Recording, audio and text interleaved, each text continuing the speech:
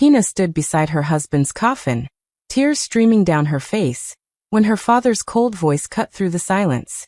"You've mourned enough. Pack your things and leave. The inheritance belongs to us." She blinked, confused. "What inheritance?" Her brother smirked, waving a document. "The $200 million your husband left. Our family deserves it more than you." And just like that, the people who raised her became her enemies. But they had no idea. Pina wasn't a woman who stayed broken for long. Pina loved Xylo more than anyone in the world. She had chosen him even when her father, Chief Ndik, warned her not to. He said Xylo was poor and didn't belong to their rich family. But Pina didn't care about money or family names. She saw kindness and honesty in Xylo's eyes. He was a man who treated everyone with respect, who dreamed big but stayed humble. When they got married, her family turned their backs on her, but Pina stood firm, holding Xylo's hand with pride. Life was not easy at first. They started small, one tiny office, one computer, and endless nights of hard work. Xylo would code for hours while Pina handled clients, accounts, and ideas. Slowly, their efforts began to shine. Their business grew from nothing to something powerful.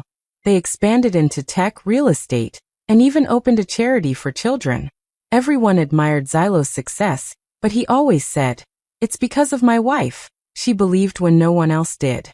Those words always made Pina's heart full. They didn't chase luxury, they lived simply.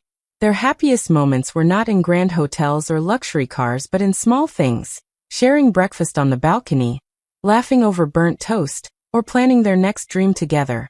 Xylo would tell her, "Money will come and go, but love like ours is forever." And Pina believed that with all her heart. Years went by, and they became one of the most respected couples in the city. People saw them as a team, partners not just in business, but in soul. Pina often thought about how far they had come from those early, struggling days. Sometimes, she wished her father could see that Xylo wasn't a nobody. He was a man of vision, courage, and deep love. But life can be cruel when everything seems perfect. One morning, as they were preparing for a charity event, Xylo kissed her forehead and said, "I'll be back soon." That was the last time she saw him alive. Hours later, the call came, an accident, a crash, and just like that, her world broke into pieces. Pina fell to the floor, her heart shattered. Everything they built together suddenly felt empty without him. She whispered through her tears, "You promised forever." She didn't know it then, but Xylo's death would not be the end of her pain. It would be the beginning of a storm she never imagined. The day of Xylo's funeral was the hardest day of Pina's life. The sky was gray, and rain quietly fell on the umbrellas of hundreds of people who came to watch the young widow say goodbye to her husband. She stood beside his coffin, her face pale, her hands shaking as she placed a single white rose on it. Cameras flashed, reporters whispered, but all she could see was the man she loved, lying still, never to smile at her again. Her heart felt empty. Every memory, every plan they made, was buried with him that day. As the service ended, people came to give their fake sympathy.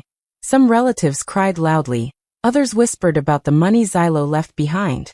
Pina didn't care. She just wanted to go home, sit in silence, and hold on to whatever was left of him. But before she could even take a breath, her father, Chief Ndik, and her brother, Loma, blocked her path. Their faces had no sadness, only greed. Her father's voice was cold. "You've done your duty. Now let's talk about what really matters." Pina looked at him in confusion. Loma stepped closer, holding a folded document. "Don't act surprised," he said with a smirk. "You married into wealth, now bring it home." Pina frowned. "What do you mean?" Loma waved the papers in her face. "These are Xylo's company shares. They were transferred to you after his death. But since you are a married daughter, everything under your name belongs to our family. You are one of us. His wealth is ours now." Pina stepped back, feeling her legs weaken. "No," she whispered. "Xylo built this with his sweat. It belongs to him, to his memory." But her father's eyes were cold and sharp. "Your husband is gone. You have no children. You belong to us. Don't make this difficult." Pina's tears mixed with the rain as she stared at the people who once called her daughter. She had expected comfort. Instead, they gave her betrayal. Loma leaned closer and said softly, "You can cry all you want, but we will take what's ours." Pina couldn't believe what she was hearing. The same people who once hated Xylo now wanted to claim his success. The funeral ground that was supposed to be sacred had turned into a battlefield.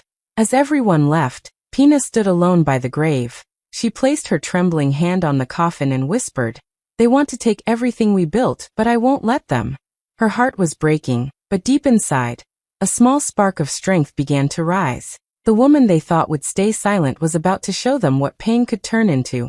Powered at a few days after the funeral, Pina finally gathered the strength to return to her home. The mansion she and Xylo had built together with love and hard work. Every step toward that gate felt heavier than the last. She expected silence, maybe loneliness, but what she found broke her even more. The moment she walked through the doors, her heart froze. The house was in chaos. Drawers pulled open, papers scattered across the floor, cupboards empty. Even the walls that once held pictures of their happiest moments were bare. Their wedding photo, the one where Xylo kissed her forehead, was gone. It was as if someone had erased their entire life. Together, her eyes filled with tears as she rushed from room to room, calling out for the guards, the maids, anyone. But before she could understand what was happening, she heard footsteps behind her. She turned around and saw her father, Chief Ndik, standing in the living room with two policemen beside him. His expression was calm, almost proud. "What are you doing here?" Pina asked, her voice trembling. "This house belongs to the Ndik family now," he said firmly, his tone leaving no room for argument. Pina stared at him in disbelief. "What? No. This is Xylo's house. He built it. Every brick, every inch of this place came from his sweat." Her father didn't blink. He simply looked at her with cold eyes and said, "He built it under your name. And your name belongs to us." Her body froze. She couldn't believe what she was hearing. The police officers beside him stepped forward, and one of them handed her a notice claiming that all properties under her name were now under investigation and temporary control of her family. Pina's voice broke as she tried to explain, but no one listened. "This can't be legal," she whispered, clutching the paper. Her brother, Loma, appeared at the doorway with a smug smile. "It's already done, sister. You should have just handed it over peacefully." Tears streamed down her face as she watched them move around the house like it was theirs. Her father ordered the guards to escort her out. One of them, who had served Xylo for years, avoided her eyes as he opened the gate. "Please, madam," he said quietly, "just go." Pina stepped outside, her suitcase still at the door where she had dropped it. She looked back one last time, hoping someone would stop this madness, but no one did. The gates closed behind her with a heavy thud. That night, she slept on a park bench, clutching her bag to her chest. Everything she once called hers, her husband, her home, her life, was gone. And as the city lights flickered above her, Pina finally realized she had no one left to depend on but herself. Pina walked aimlessly through the streets with only a small suitcase and her handbag.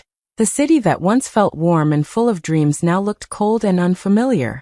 People passed by without noticing her tear-stained face. She had nowhere to go, no home, no family, no husband. Every step she took felt heavy, but she kept walking, hoping for a sign, any sign that life hadn't completely turned against her. As evening came, she saw a small cafe tucked between two buildings. The lights inside looked gentle and warm, and the smell of fresh tea drifted out the door. Desperate for a place to rest, she stepped inside. Behind the counter stood an elderly woman with kind eyes and a warm smile. "Come sit down, my child," the woman said softly. Pina nodded, her voice too weak to reply. She sat in the corner, holding the teacup that was placed before her, and before she knew it, tears began to fall. The woman quietly sat across from her. "What happened, my dear?" she asked. Pina tried to speak, but her voice broke as she told her everything. About Xylo's death, her father's betrayal, her brother's greed, and how they had thrown her out of her own home. The woman listened without interrupting, her eyes full of understanding. When Pina finished, there was silence for a moment. Then the woman said, "They think money makes them gods. But truth has its own power, quiet, but sharp. And one day it cuts through lies." Pina looked up, confused but comforted by her words. The woman smiled. "My name is Mama Abani. I lost my husband 2 years ago. But I learned that when the world takes everything from you, it's often preparing you to build something new." She stood up, went to a small shelf behind the counter, and returned with an old laptop. She placed it gently in front of Pina. "Start again, my child," she said. "The world needs to know your story, but first, you need to know theirs." Pina stared at the laptop, her fingers trembling. It had been days since she'd even thought about fighting back. For so long, she had only cried and prayed for help, but now, sitting across from this kind stranger, something inside her began to change. She felt a spark of strength she thought was gone. That night, Mama Abini gave her a small room behind the cafe. As Pina lay in bed, she opened the laptop and stared at the empty screen. For the first time since Xilo's death, she wasn't just mourning, she was thinking, planning. The woman her father called weak was about to become someone they would never forget. Days turned into nights as Pina sat in the small room behind Mama Abini's cafe, the dim light from the old laptop shining on her tired face. She barely ate, barely slept. All she could think about was finding something, anything, that could prove her father and brother had stolen what rightfully belonged to her and Xilo. Every file she opened reminded her of him, his old notes, emails, even unfinished projects they had once worked on together.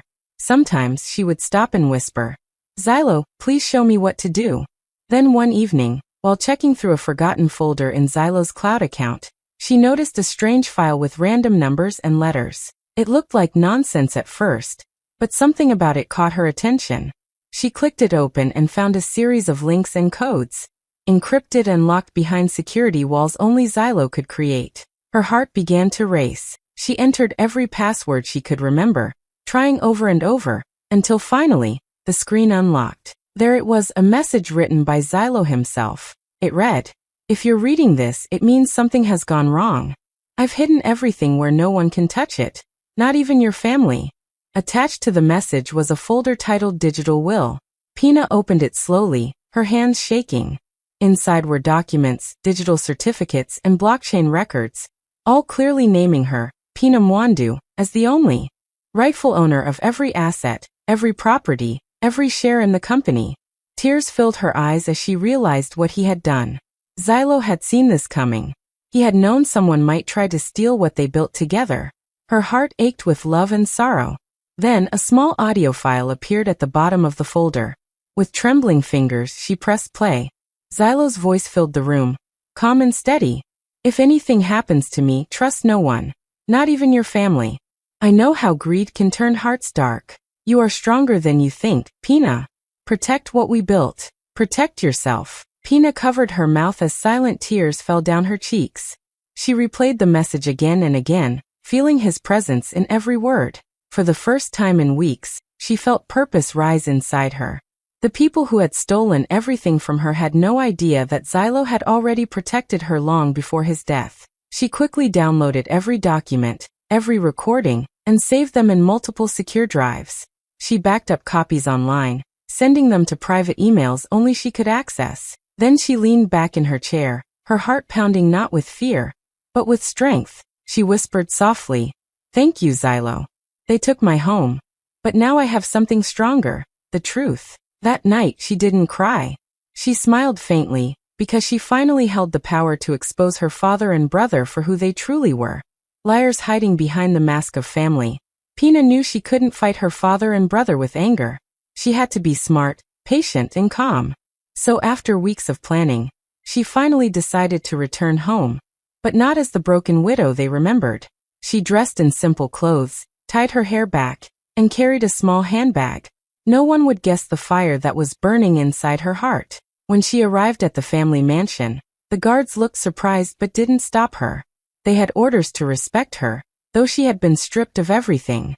Her father believed she was too weak to fight back, and Pina used that to her advantage. That evening, the Ndik family held a grand dinner to celebrate their success. The long dining table sparkled with silver dishes and glasses of wine. Important guests were seated around, businessmen and social figures who praised Chief Ndik for his brilliance in restoring the family's fortune. Pina sat quietly at the end of the table, her eyes downcast, acting just like they expected her to, silent, defeated, harmless. Chief Ndik laughed loudly, raising his glass. "My daughter thought she was smart, marrying a rich man," he said proudly. "But in the end, she was just a foolish girl who got lucky. Without her family, she'd be nothing." Everyone laughed, and Pina smiled faintly, pretending not to mind. Her brother smirked across the table, whispering something to one of the guests. They all looked at her with pity, as if she were a child who had lost her way. But beneath the table, her fingers moved quickly on her phone. She had already prepared the file, Xilo's digital will, the proof of every lie they had told. She opened her email, attached the file, and with one calm breath pressed send. The document went directly to a well-known news station and several online platforms. A few minutes later, one of the guests' phones buzzed, then another. Soon, the room filled with murmurs as everyone checked their screens. The headline spread across every news channel and social media feed. Late billionaire Xilo Mwanda leaves $200 million inheritance solely to his wife, Pina Mwandu. The room went silent. All eyes turned to Pina. Her father's hand froze midair, his wine glass slipping from his fingers and shattering on the floor. Her brother's face went pale. Pina slowly looked up, her calm eyes meeting theirs. "You were right, father," she said softly. "I did get lucky. I married a man who trusted me more than anyone else." No one spoke. The room was heavy with shock and shame. For the first time, Chief Ndik had no words. Pina stood up quietly and walked out, leaving behind the empire of lies that was now crumbling piece by piece. The next morning, chaos erupted across the Ndik estate. Dozens of cars filled the driveway. Police vans, news trucks, and legal officers carrying files and documents. The once grand home that had stood as a symbol of power was now surrounded by flashing cameras and shouting reporters. Inside, Chief Ndik and his son Loma tried to keep their calm, but it was clear that their world was falling apart. Every phone in the house kept ringing, every servant whispered, and every guest from last night's dinner had disappeared. The government officials entered the mansion with firm expressions. "We're here under court orders," one officer announced. "All accounts, businesses, and assets under the Ndik family are now under investigation for forgery, fraud, and unlawful possession." Chief Ndik tried to argue, waving his hand proudly. "This is nonsense. My daughter is behind this. She's twisting the truth to destroy her own family." But the officers didn't listen. They showed him the original documents, Xilo's blockchain will, digital signatures, and voice records that matched exactly. Everything the Ndiks had presented before was proven fake. When they opened the files, it became obvious that Loma and his father had forged signatures to transfer properties into their names. The shock was too much for them to hide. Loma's voice shook as he yelled, "She's lying. She planned all this from the beginning. She's not innocent." His words were drowned out by the reporters recording every moment. One of them asked loudly, "Sir, how do you explain the fake signatures under your name?" Loma froze, unable to respond. Then one officer connected a speaker to his tablet. "There's also a message left by the late Xilo Mwandu," he said. Everyone turned silent. The recording began to play, and Xilo's calm, deep voice filled the air. "If my wife's family ever tries to claim my legacy," he said, "know that they were never my partners, only my predators. Everything I built belongs to her, because she built it with me." The room went silent. Chief Ndik's face turned pale. For a moment, even the police officers paused, feeling the weight of those words. The truth was undeniable. The world finally saw who the real villains were. Pina stood outside the gate, dressed simply, watching everything unfold. Reporters tried to rush to her for comments, but she kept her head high and walked past them without a word. She didn't smile, didn't celebrate. Her silence said everything. She wasn't there to humiliate anyone. She was there to reclaim her peace.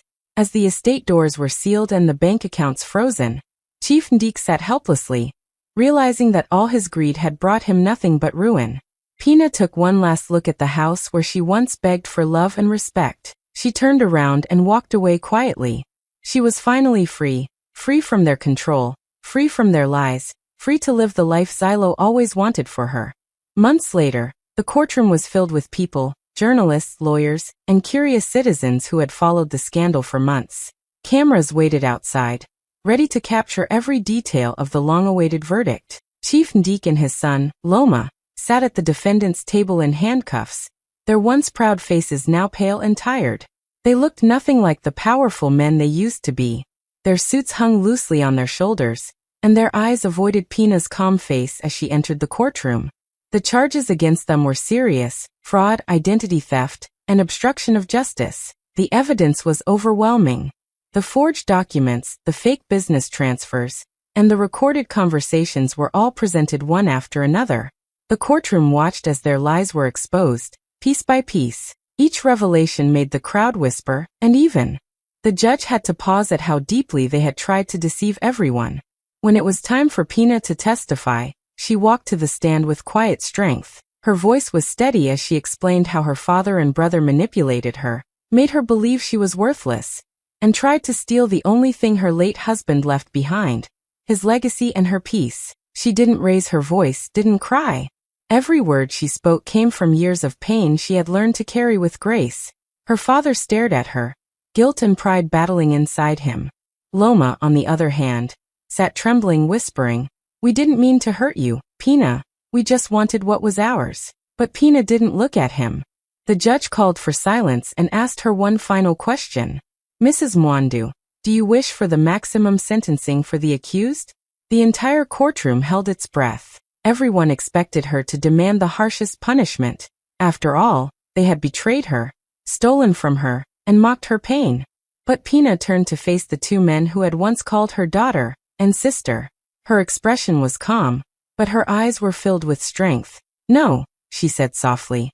"I don't want revenge. I just want them to live long enough to understand what they lost." The judge nodded slowly. Her words carried more power than anger ever could. The court sentenced Chief Ndike and Loma to several years in prison, ordered them to repay damages, and permanently barred them from touching any part of Xilo's estate again. As the guards led them away, Pina stood quietly, her heart finally at peace. It wasn't victory she felt, it was freedom. For the first time, she wasn't the helpless widow they once pitied. She was a woman who had found her voice, her strength, and her closure. With her inheritance finally secure, Pina could have disappeared into a life of comfort. She could have bought mansions, traveled the world, or lived quietly behind high walls. But she chose a different path. Remembered all the women she had met during her darkest days, widows who had been thrown out of their homes, mothers who had lost everything after their husbands' deaths, women who had no one to fight for them. Their stories stayed with her, burning in her heart like an unfinished promise. So instead of hiding, Pina began to build again, not just for herself, but for others. She created the Xilo Foundation for Justice, named in memory of her late husband. It became a place where widows could come for free legal help, where lawyers volunteered to fight cases of inheritance theft and family fraud. The foundation started small, in a single office, but soon, it spread across cities and villages. Pina personally met many of the women who came for help. Some were trembling with fear, others had lost hope. She listened to them patiently, holding their hands, telling them, "You are not alone anymore." Her compassion and strength gave them courage. The same people who once called her a helpless widow now called her a warrior for justice. Her story caught the attention of the media. She began speaking at universities, on television programs, and even in rural gatherings where women had never heard that they had legal rights. She didn't speak like a celebrity or a politician. She spoke like one of them, a woman who had been betrayed, broken, but had learned to rise again. At one event, a young journalist asked her what kept her going after everything she had lost. Pina smiled softly and said, "They thought my silence was weakness. But silence was the sound of my storm gathering." Her words spread like wildfire across social media, inspiring millions. The more she worked, the more stories she uncovered. Women who were cheated, disowned, and silenced by greed. Each victory in court felt like another step toward justice for all of them. Her foundation became a light for those lost in darkness, a voice for those who had been ignored for too long. And though Pina never sought fame or praise, the world began to see her as a symbol of hope, the woman who turned her pain into power, her loss into purpose, and her silence into a revolution for justice. 1 year later, on the day that marked Xilo's passing, Pina walked slowly through the quiet cemetery. The morning sun touched the marble headstones, and the wind carried the faint scent of flowers. She stopped in front of his grave, the place where her pain had once begun. For a long moment, she stood silently, memories flooding her heart, their laughter, their dreams, and the love that had built an empire. She knelt down, placed a single white rose on the grave, and whispered softly, "You didn't just leave me money, you left me purpose." Her voice trembled, but not from sadness, from gratitude. The woman who had once walked away from this same place with nothing now stood taller than ever. Everything she had built, the foundation, the justice she brought, the women she had helped, all of it had grown from the love they once shared. Behind her, Mama Abney watched quietly, her eyes warm and proud. She didn't say a word, but her gentle smile said everything. She had seen Pina when she was broken, when she had nothing but tears and pain. And now she saw a woman reborn, calm, strong, and at peace. As they left the cemetery, people passing by nodded respectfully. The world now called her the widow who fought giants. Her name had become a symbol of strength and justice. Newspapers told her story, schools taught about her courage, and women around the world drew hope from her journey. But Pina didn't chase that fame. She knew her greatest victory wasn't found in the headlines or the awards hanging on her office walls. It wasn't even in the millions she managed or the empire she restored. Her real victory was much simpler. It was peace. The kind of peace that comes only when you've forgiven the past and learned that love, not money, is what truly builds a life worth living. She often said to Mama Abney, "I lost everything once, but it helped me find myself." And she meant it. Her father and brother still lived in shame, surrounded by the ruins of their greed, while she lived free, untied from bitterness, untouched by revenge. That evening as the sun set, Pina looked at the sky and smiled softly. Somewhere, she felt Xilo's presence, not in the grave beneath her, but in the purpose that now filled her every day. For the first time in years, her heart was completely still. She had everything money could never buy: peace, freedom, and a love that still lived beyond the end. They took her home, her name, and her husband's legacy. But when she rose, she didn't just reclaim $200 million, she reclaimed her soul.